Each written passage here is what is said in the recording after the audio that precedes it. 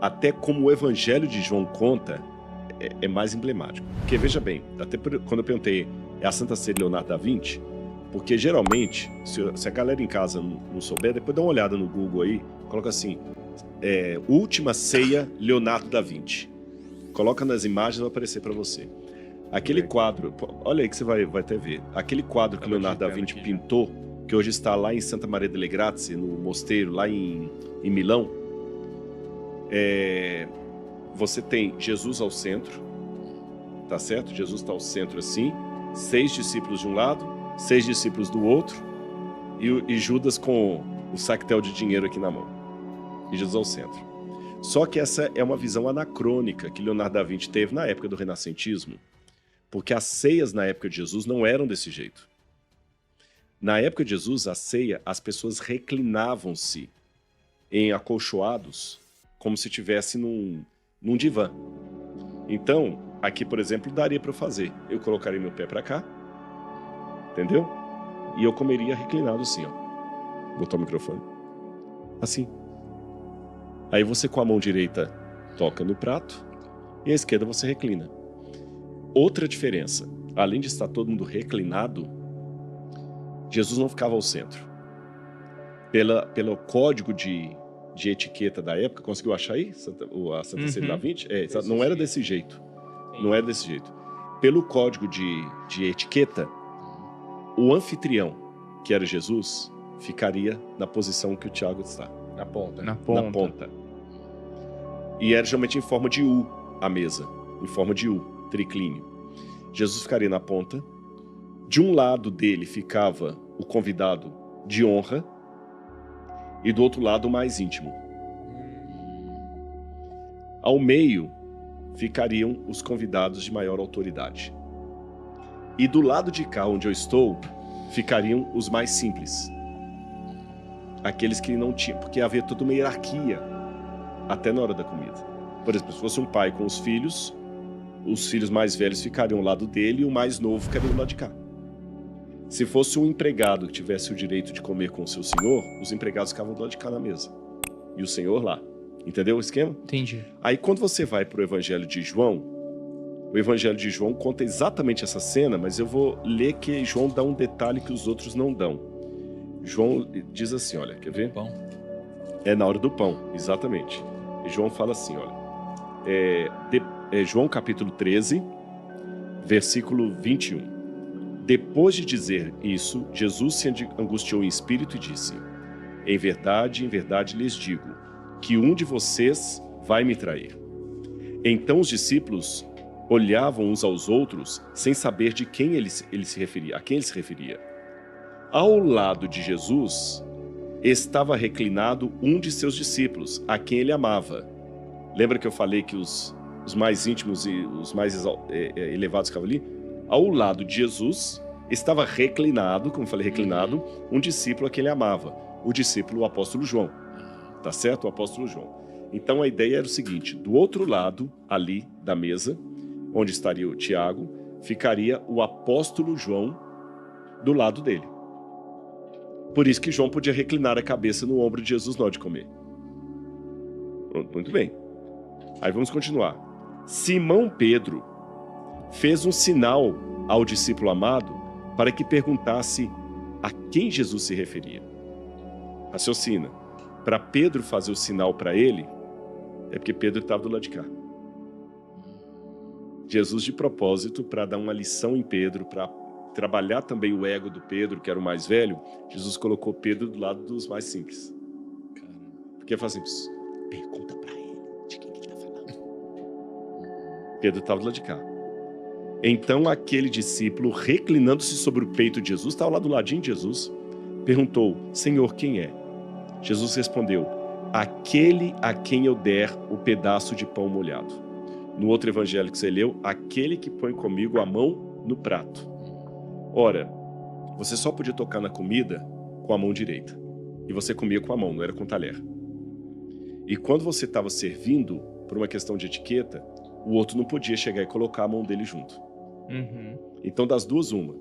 Ou quando Jesus estava servindo, Judas se distraiu e colocou a mão com ele junto no prato. Ou Jesus pegou o pedaço de pão e entregou.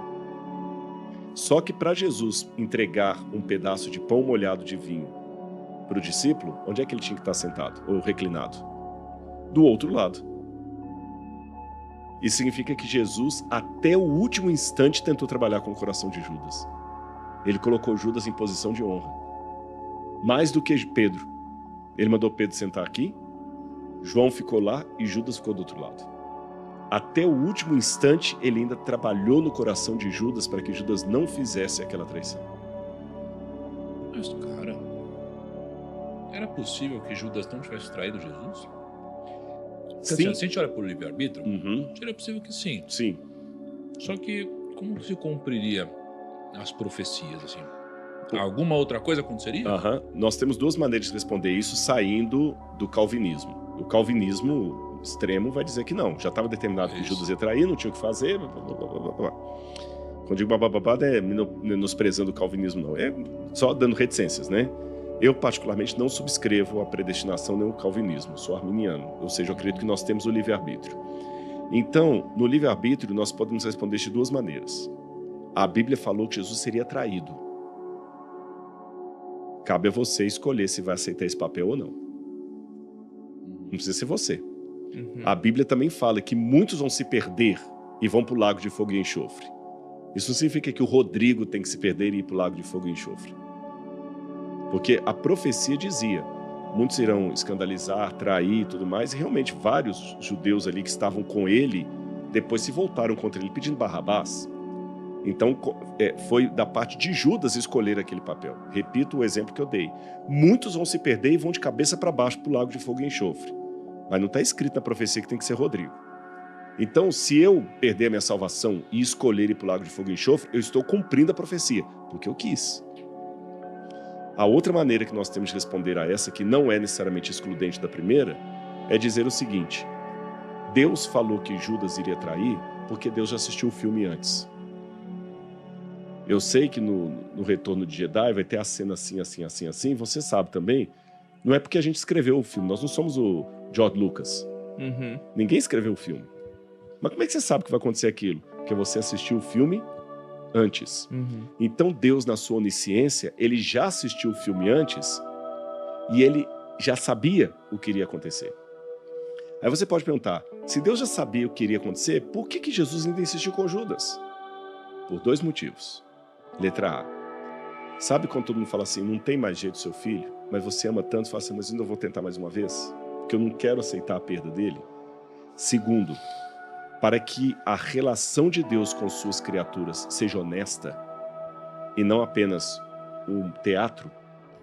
Lembra que ele deixa o Porsche na garagem? Quando ele deixa o Porsche na garagem, ele vem a Judas, ainda estimular Judas a voltar atrás. Ele estimula todos. Vamos, meu filho, vamos. Quando Deus faz uma pergunta honesta. Onde é que você estava, Adão? Ele deixa o Porsche na garagem para fazer perguntas honestas. Deus não é um ator atuando numa peça conosco. Quando ele pergunta, meu filho, o que você quer? Ele faz uma pergunta honesta. E para ele fazer essa pergunta honesta, ele desarma a onisciência dele. E não deixa de ser uma forma de dar o exemplo para a gente também. Né? Exatamente. Ou seja, esse seria um terceiro elemento que eu esqueci de mencionar. Ao fazer aquilo, ele deixa bem claro que Judas não se perdeu por outra razão senão a sua própria decisão, porque da parte de Deus ele fez tudo o que poderia. Ele era Deus, mas nesse momento estava como ser humano. E como ser humano ele precisava de todo o apoio que um ser humano precisa. E a oração intercessora, ela tem uma força muito grande. Sim. Por várias razões. Letra A. Quando eu estou mergulhado demais no meu problema, ele vira um filho único mimado e ele me consola. Quando eu paro de ficar pensando no meu problema e vou orar por você, abençoa o Lucão, a vida dele, isso aqui, tudo mais e tal, o meu problema começa a enxergar assim, peraí, eu não sou filho único não posso roubar toda a atenção para mim não, tem mais gente para dividir, ele deixa de ser tão grande. Então tem um benefício de quem ora pelo outro. Segundo, existe também uma questão legal nesse processo, porque Deus lutando com o diabo, como eu falei, tem um procedimento legal aí. Imagine, por exemplo, que um rapaz está lá no meio das drogas, na Cracolândia, ali E de repente, quando o diabo vai arrebentar com a vida dele, vem um anjo de luz e protege o rapaz. O diabo pode falar o seguinte: não, você não tem o direito de estar aqui não, porque ele não pediu. Ele está todo tomado pela droga aí, ele é meu. Não. Eu tenho o direito de estar aqui. Por quê? Ele não pediu, mas a mãe dele está orando de joelho lá na casa dela agora. Então, às vezes, você emprestar a sua voz ao outro que por qualquer situação não está podendo orar, você está dando o direito legal do anjo de Deus agir. Isso é muito forte. Terceira razão. A oração conjunta, ela aumenta o poder da luz sobre as trevas, mais do que a oração individual. Então, nesse aspecto de grande conflito, Jesus precisava do apoio dos discípulos também, porque ninguém está tão satisfeito consigo mesmo que negue o apreço, o apoio do outro. Por mais que você alcance vitórias, você nunca vai estar tão satisfeito a ponto de desprezar que alguém fala assim: nossa, parabéns pela sua conquista. Ela é tão bem-vinda. Teve um camarada que até inspirou aquele filme, fugiu agora, gente, do Tom Hanks, que foi um filme clássico dele, que tinha uma mente até infantil no filme, Forrest Gump, que ele sai correndo e tudo. Tem um camarada que realmente fez aqui nos Estados Unidos, ele saiu andando pelos Estados Unidos e correndo, e depois perguntaram para ele assim: nossa, você parou a América, o que você mais sentiu falta quando você corria no meio do deserto e tudo mais? Ele falou assim: um bom dia. Ou seja, faz falta isso, então você precisa desse aconchego.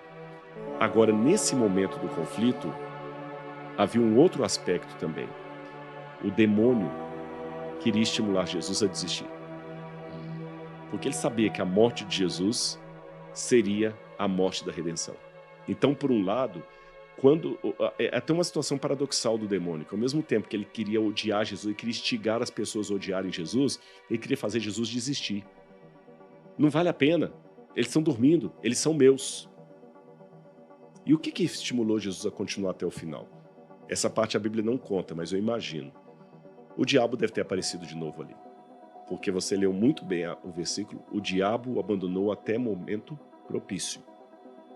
O Mel Gibson captou muito bem essa mensagem quando no filme A Paixão de Cristo ele coloca o diabo ali no jardim. Tanto é que fala que os anjos de Deus tentavam consolar Jesus porque o diabo estava ali. Ele deve ter, imagino eu, colocado para Jesus assim: você não pode morrer por eles. Não vale a pena. Olha lá, eles estão dormindo. Você vai morrer e eles vão voltar para mim. Você vai perder tempo, investimento à toa.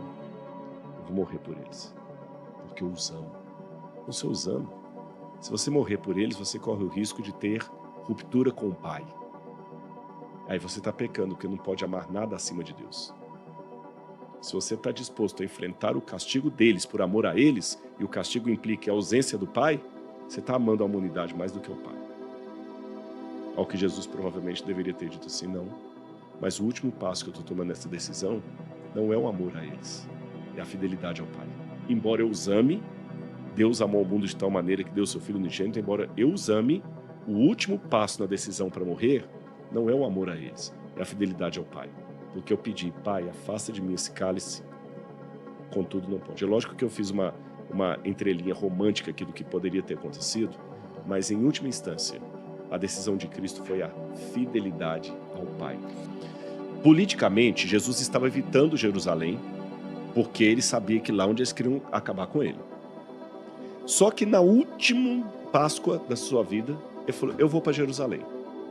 Os discípulos a princípio falaram: Senhor, não vamos para a festa religiosa, não vamos. Ele falou assim: não, eu vou, e dessa vez eu vou me proclamar rei. Aí eles já mudaram da oposição para a alegria, porque a grande frustração dos discípulos de Jesus a época toda é que ele não se candidatava. Porque imagina Jesus rei de Israel, e a esperança messiânica é que o Messias deveria ser um rei governando o mundo a partir de Jerusalém. Pô, então o cara é o cara. Você entendeu?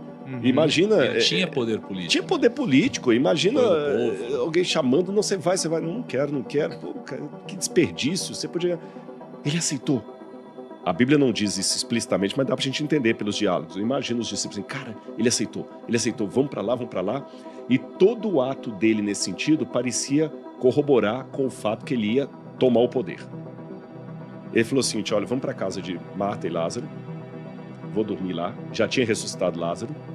Prepare um jumentinho. Isso é muito interessante, porque o jumento era um emblema. No Oriente Médio, olha que curioso, tinha um código. Quando o rei ia para a guerra, ele ia montado num cavalo. Quando ele ia para uma missão de paz, para ser coroado, respeitado, reconhecido, ele ia no jumento. Tanto é que quando Salomão, por exemplo, foi ungido o rei de Jerusalém, ele montou na mula do rei Davi. Para a gente, jumento, a gente pensa num retirante sertanejo, com o jumentinho dele lá. Não, para eles, a jumenta era símbolo de realeza. Jesus dá todos os indícios que ele vai aceitar ser rei. Ele monta no jumentinho, põe a galera toda para subir o Monte das Oliveiras, que você viu lá, e do alto ver Jerusalém lá embaixo. Certamente, quem estava no meio da multidão? Lázaro. Eu imagino, eu não acho que estou pecando em imaginar isso aqui, os discípulos comentando, cara, isso era um domingo de manhã. 2 horas da tarde, não, vamos imaginar um pouquinho antes, do sábado à noite para o domingo. Toda a galera já, que foi preparada a comitiva, né? Cara, amanhã, uma hora dessa, eu tô dormindo dentro do palácio. Eu vou ser ministro da economia. Eu acho que você vai ser ministro da pesca, Pedro. Cara, que ministro da pesca? Eu quero ver a cara de Caifás. Quando Jesus... Porque eles imaginavam assim, Jesus vai levar a multidão, ele vai levantar, ele vai fazer o levante, a galera vai em peso à rua e nós vamos tomar o poder. E não vão ter medo de nada, porque se o soldado romano matar alguém da gente... Olha o Lázaro aí. Ele ressuscita. Se acabar a comida, ele dá. A galera vai estar do lado da gente. Aí não vejo a hora de esfregar o focinho do Caifás no chão. Sabe, o Herodes, vou acabar com a raça de Herodes, quer dar um bicuda no Herodes. Aí Jesus sobe no jumentinho, vai até o alto, lá ele começa a chorar. Jerusalém, Jerusalém. Tanto é que quando ele começa a descer, o povo grita uma palavra que as pessoas não entendem muito. Hosana. Mas Hosana e Roshaná. Senhor, salva-nos. É uma expressão aramaica. Senhor, salva-nos. Salva-nos. Baruch haba Beshem Adonai Roshaná. Senhor, salva-nos. Aí ele desce, entra no templo, não acontece nada. Aí, que frustração. Não aconteceu nada. Ele expulsou os vendilhões, mas ficou calado e tudo.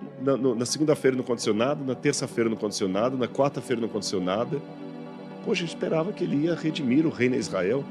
Aí na quinta-feira, à tarde, mata o cordeiro pascal. Quinta-feira à noite ele come o cordeiro pascal. Na sexta-feira, ele vai para ser julgado. Aí ele é preso e vai ser crucificado. Agora sim, eu posso explicar a questão do Judas. O Judas já estava pé da vida com isso. Sabe? Fulo da vida, né? Para não parecer que estou falando palavrão. Aí o Judas fala o seguinte, olha, eu vou provocar que ele se proclame o Messias. Eu vou dar uma mão para ele. Das duas, uma. Ou ele agora vai ter que... Porque, tá brincando com a gente? Ele veio, armou todo o circo, andou no jumento, todo mundo pensou que ele ia ser o rei, e agora ele dá para trás? Das duas, uma. Ou ele agora morre, eu pego o dinheiro e vou seguir minha vida, não vou perder tempo mais com isso, porque ele era ganancioso, já deu isso aqui. Ou, quando os soldados forem prendê-lo, ele vai ser obrigado a soltar os raios dele de poder e tudo vai cair no chão. Eu sempre imaginei isso, sempre pensei nisso. Porra, por que ele não... Faz sentido, né? Das duas, uma. Ou ele é um falso Messias mesmo, não vou ficar perdendo tempo, pelo menos não sai de mão vazia.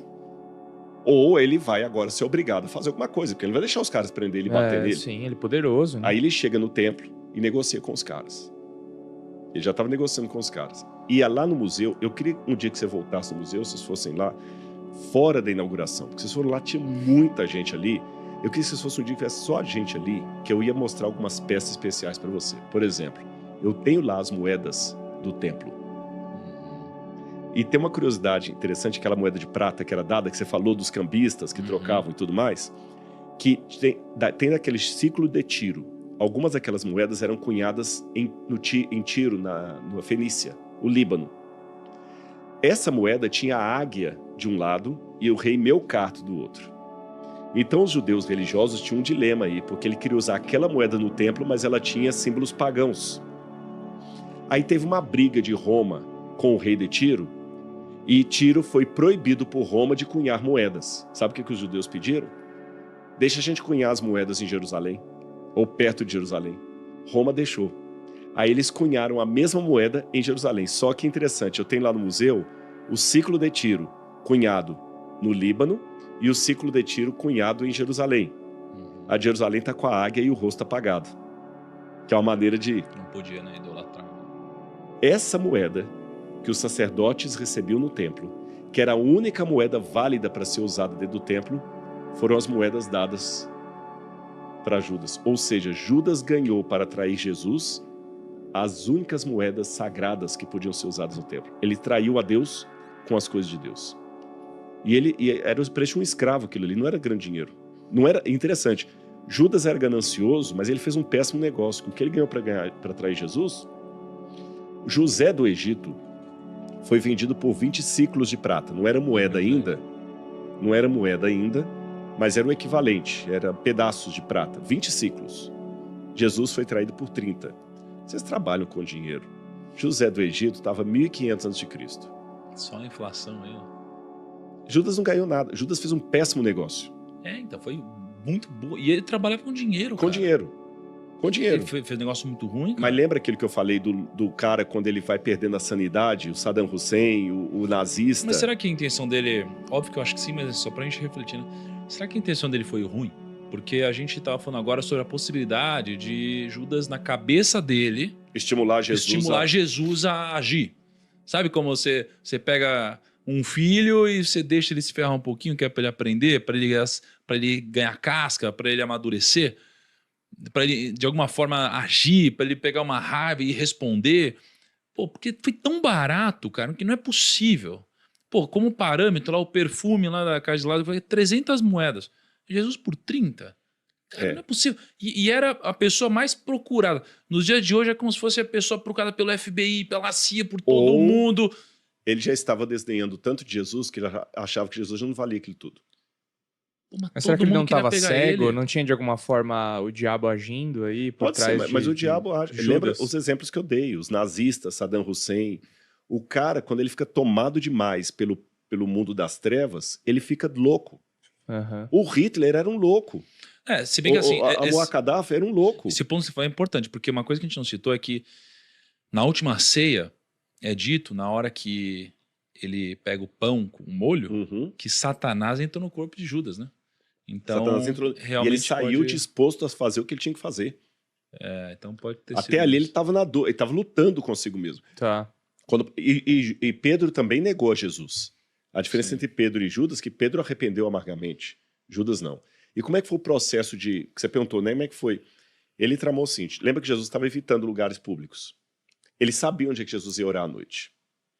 E o judeu, quando ia orar, até hoje os judeus usam talit, que é aquele pano que você coloca na cabeça para fazer oração.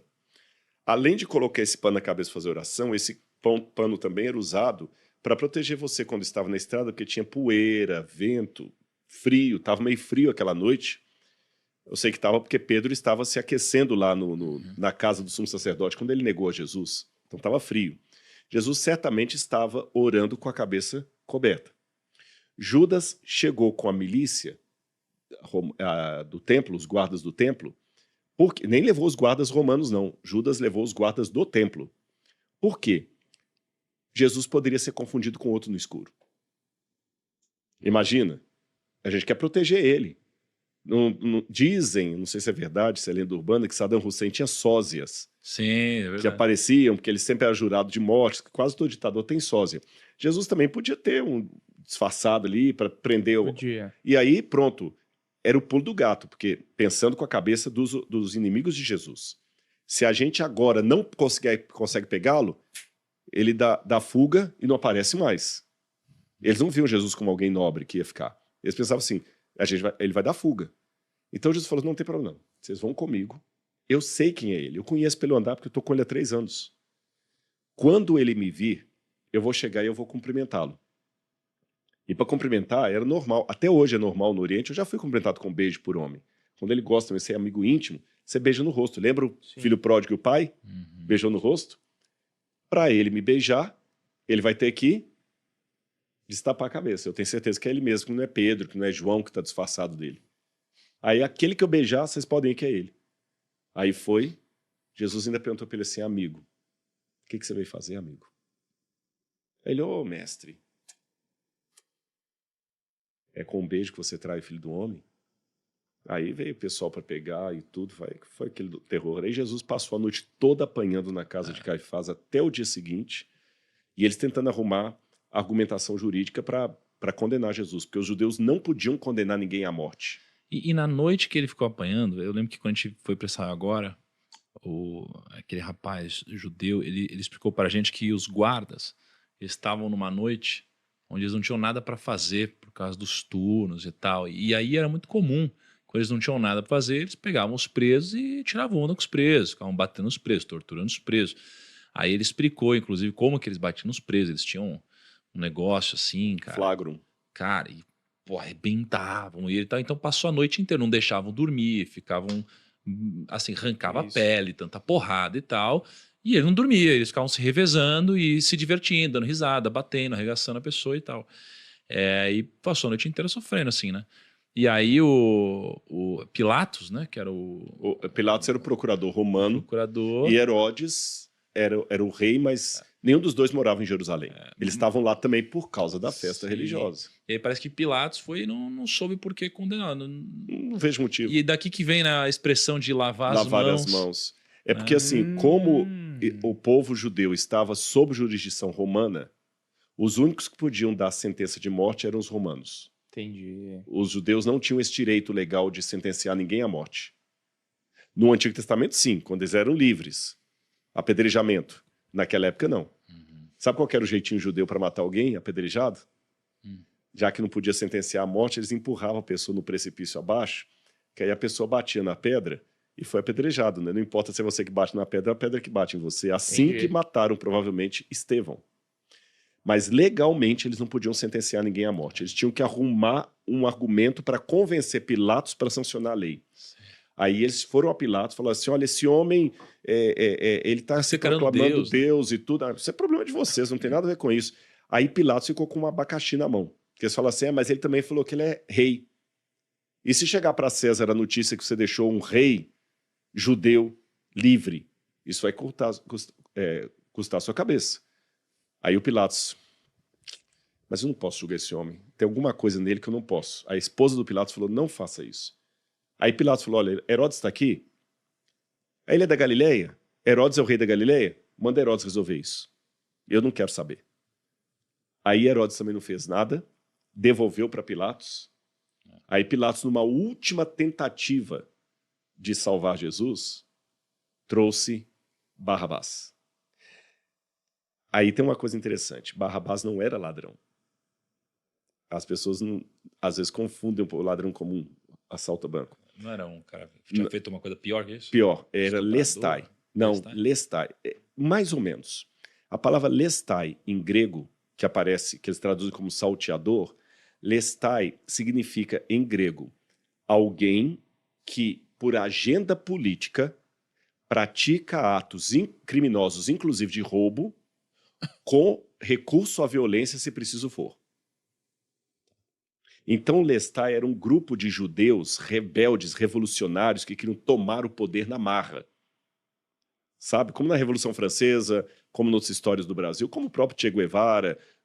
Vamos tomar o poder na marra mesmo, é armar os guerrilheiros e ir lá e tomar o poder, conquistar o poder, derrubar o governo. O lestai era isso. Então, o povo oprimido via no lestai um libertador. Como nas histórias, quantas vezes tem um... Mas você conhece a história. Geralmente, quando um revolucionário derruba o poder, tira o ditador e assume o poder, e o povo conclama, ele acaba se tornando um ditador como aquele que ele derrubou. Olha o Fidel Castro. Fidel Castro levantou em Cuba para derrubar a Fulgêncio Batista. E depois o Fidel Castro se tornou um ditador. Muammar Gaddafi. Muammar Gaddafi começou na Líbia também com um movimento de revolução. O próprio Saddam Hussein. Então, o Barrabás era um desses. Aí o Pilatos pensou, tá bom, eu vou encurralar agora os líderes. Eu tenho que soltar alguém na Páscoa. Eu solto Barrabás ou Jesus? Porque ele falou, agora ele não vai, eles não vão optar por Só é Barrabás. louco, é. Eles não são loucos de soltar Barrabás. Que é aí que eles vão comprar a briga com Roma. Mas para surpresa dele, eles escolheram Barrabás. E sabe por que eles escolheram Barrabás? Por que Jesus frustrou tanto? Porque Jesus não estava sendo o Messias guerrilheiro que eles queriam. Jesus não mandou pegar em arma e matar todo mundo, como eles queriam. Jesus frustrou muito. Não revidava. Não fazia revidava. nada. As expectativas de Jesus eram É, nobres demais. E aqui eles vinham de novo fazendo o que o diabo fazia na tentação do deserto. Né? Eles ficavam o tempo todo tentando Jesus. Falaram assim, pô, mas você não é Jesus? Exatamente. Né? Você não é Jesus? Você não Desce é o cara? da cruz, faz Desce isso. da cruz. É, e aí aqui, né, o que acontece então depois disso? Jesus, ele, como eles decidem soltar Barrabás, eles decidem então crucificar Jesus. E o bando de Barrabás foi crucificado com Jesus, que um ladrão de um lado ou do outro. Eram três Exato. criminosos, Barrabás e os seus dois comparsas. No grego, a maneira como eles falam em verdade, digo hoje, é uma forma divina de falar. E não que hoje ele iria para o céu. Em verdade, digo hoje tu estarás comigo no paraíso. Uhum. Não que ele fosse para o paraíso naquele mesmo dia. Mas sem eu ter muito Sim. tempo para discutir. Agora, o fato é que Jesus fez uma promessa solene para alguém que estava ali, que era do bando de Barrabás. Mas porque ele parece arrependido? Com certeza. Porque ele fala, Senhor, lembra-te de mim quando vieres no teu reino. É aquela questão, a gente não pode nunca... Mas não é julgar fácil se o- arrepender quando você foi pego no flagra? Porque ele tá lá, se ferrou, fez cara, não tem mais o que fazer. Ué, Mas não é tão fácil, porque o outro não arrependeu, né? Real, real. O outro não arrependeu. Você fala, o outro não arrependeu. No final das contas, ninguém vai poder dizer que perdeu a salvação por causa disso ou daquilo. A única razão é a decisão mesmo. Porque ali você tinha dois homens em igual condição, um aceitou a salvação, o outro não. sim. Quer dizer, a oportunidade foi dada para ambos. Que ambos estavam do lado dele ali, do Salvador. E tem que ser uma coisa verdadeira, né? Tem que ser- Não pode ser da boca pra Agora, fora.